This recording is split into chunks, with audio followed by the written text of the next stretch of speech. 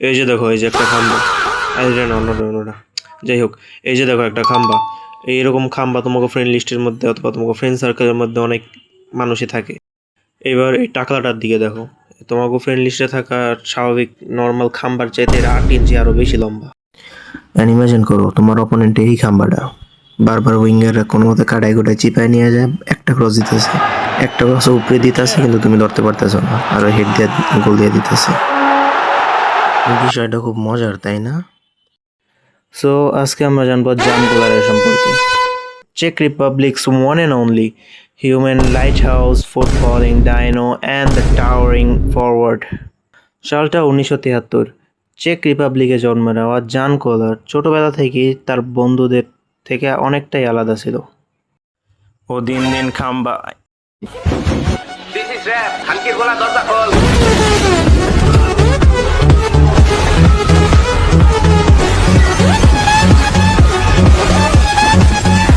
Sorry sorry sorry sorry sorry sorry বললে কি সব সমস্যার সমাধান হয়ে যায়?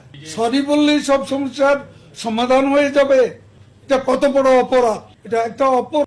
ও দিন দিন টাওয়ার হয়ে যেতেছিল।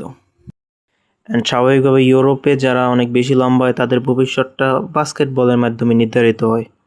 বাট জান কোলার হ্যাড এ ডিফারেন্ট প্ল্যান। তার স্বপ্ন ছিল ফুটবলের জন্য।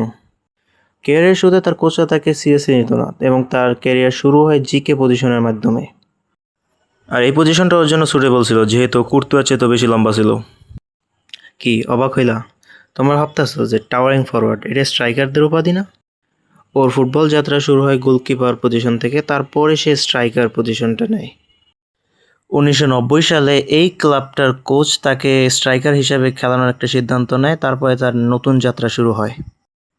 আর কোচের এই সাইকোপ্যাথিক সিদ্ধান্তের কারণেই পরিবর্তন হয়ে যায় টাওয়ারিং ফরওয়ার্ড জান কোলারের ক্যারিয়ার।